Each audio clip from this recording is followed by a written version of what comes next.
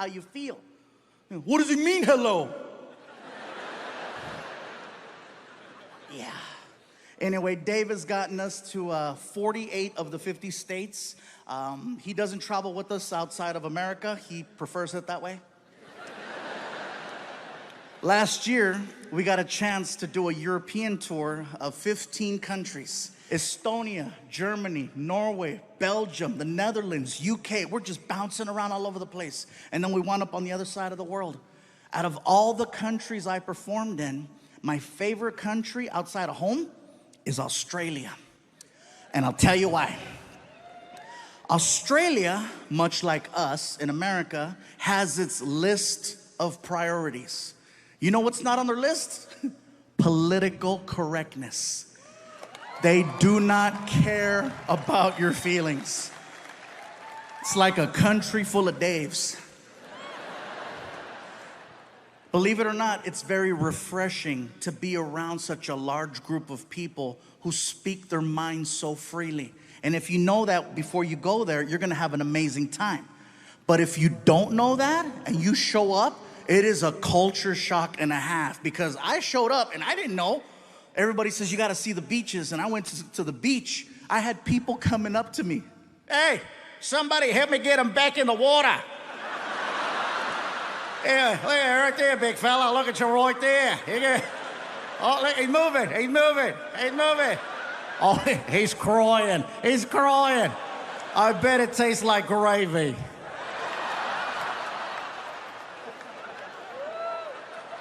It's not bullying if everyone does it. Yeah, that being said, I'm in Australia, Sydney, Australia, at the Opera House. For me, it was one of the most iconic places I've ever got to perform in. It was bucket list, definitely. After the show, I wanted to go hang out with some Aussies and see what that was like. I'm hanging out at a pub. First things first, Australian people do not drink Foster's beer. That's an American thing. They don't drink that over there. I tried ordering one to fit in, didn't go over well. Bartender looked at me. Hey, you like the taste of piss, do ya? Okay, don't order that again. So I'm hanging out with these two Aussies, and we're drinking a rum called Bundaberg. At first glance, it looks like a Coca-Cola bottle because there's a polar bear on the front. And then you drink it, and you're like, that's not Coke. As we're talking, a third Australian joined the conversation. And he sounded a little bit different from the other two. He had more of a raspy voice. More like, all right, yeah, mate, yeah, all right. He sounded like a drunk pirate underwater. These two guys didn't like him, so they called him a name and they left. And now it's just me and drunk pirate. We're talking about life. Life in America, life in Australia, talking about our differences. He tells me that he's a professional knife maker. He's showing me how it's done. He's showing me pictures. We wind up polishing off 3 bottles of this rum. And drunk wasn't even the right word to describe our level. My tour manager, Ryan, he comes up to me and he says, Gabe, time to go. And I look at Ryan and I'm like, but Ryan, I just made a friend and he makes knives. And they're pretty. My tour manager always knows how to talk to me no matter what condition I'm in. If I'm drunk, he knows better than to talk to me like I'm an adult. One night, I was drinking on the bus, and I go to put my cup down, and I missed the table, and the cup hit the floor. I didn't get up right away to get the cup because I figured I'm gonna get up in a couple minutes and make myself another drink. I'll pick up the cup then. Dave sees the cup on the floor, and then he looks at me and says, hey, I ain't your mama. Pick this shit up.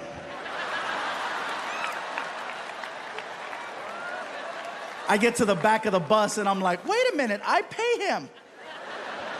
Hey, Dave, shut up. Yeah, I'll be in the back in my room. Thank you. Drive safe.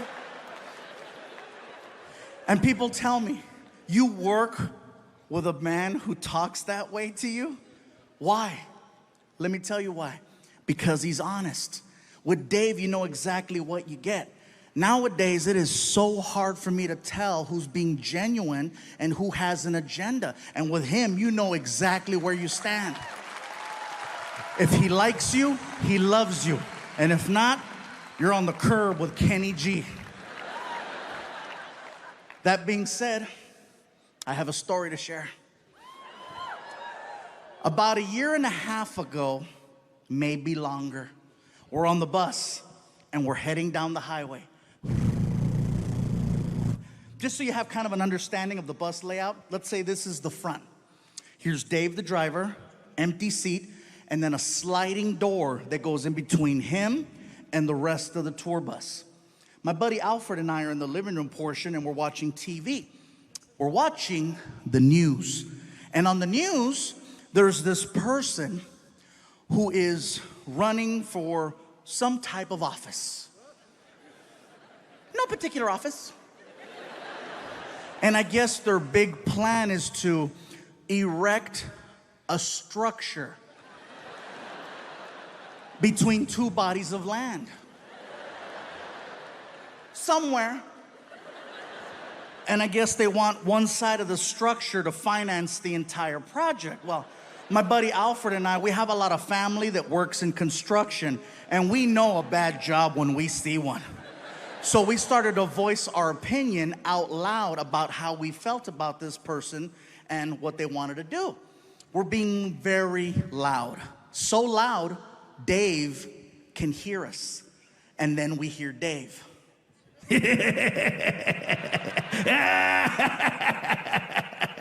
America. I yell out to Dave. I said, "Be quiet, Dave. This isn't about you." He taps a button on the dashboard that activates the sliding door. And when the door's about that far from closing, he yells out, "I'm building a wall."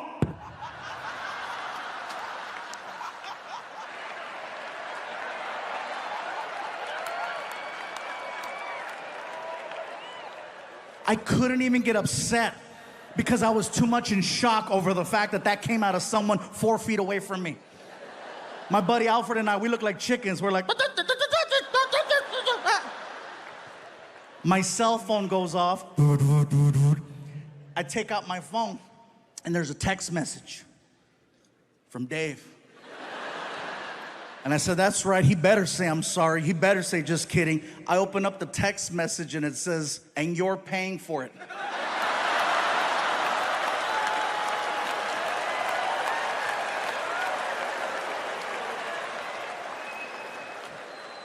And people tell me, "You still work with him after that?" Yes, I do. I trust that man with my life every single night. I know where his heart's at. He can say whatever he wants. At the end of the day, he still has to drive around the king of the Mexicans.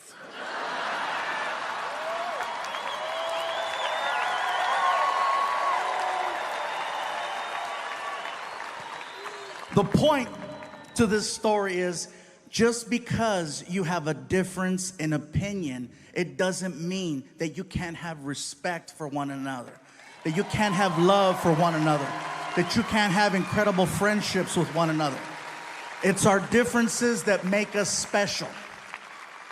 What a lot of us need to work on is our delivery. It's all in the way you say things. That's why text messages are always misinterpreted, because you read the text according to... Another thing that I now consider a compliment is that from time to time, I have people who are experiencing their first ever comedy event, and they're not accustomed to laughing for long periods of time. And they get so excited and so involved with the show that they forget. They forget to do a very basic thing called breathing. You'd be amazed how many times I've seen this in the front row. Just and they pass the hell out. The messed up part is only I can see what's happening. And they're usually like, you know, "Fluffy, do something." I'm like, "Do something."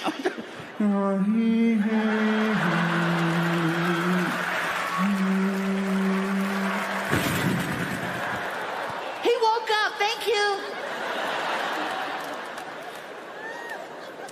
I had a lady one time up in the balcony who laughed herself unconscious. And she went forward and she wound up hitting her head on the rail that was in the aisle.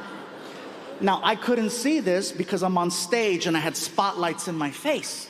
And it wasn't until after the show was over when Martin came back out on stage and he took the microphone. And then he tells me in my ear, bro, some lady just got hurt on the balcony. The paramedics are here. They have her in the lobby. Let's go check on her. I'm like, let's go. So we go behind the curtain. Security is waiting for us with the car. So we jump in the car and they raced us around to the front of the building. Now, as soon as we get to the front, we see an ambulance. We start walking in. And now, not to take anything away from this serious moment, because this really did happen, it's a little bit funny in the sense that my show just finished and people are now starting to leave the building. They just saw me on stage a minute ago and now they see me walking in the front door. You gotta see it through my eyes, you know.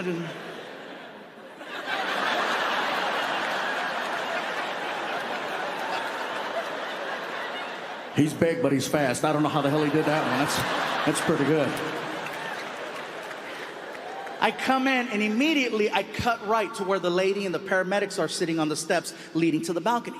Now the lobby is starting to fill up with people and I'm trying to get from point A to point B without getting stopped. So I started doing this, and I know it's gonna look a little weird, but it worked.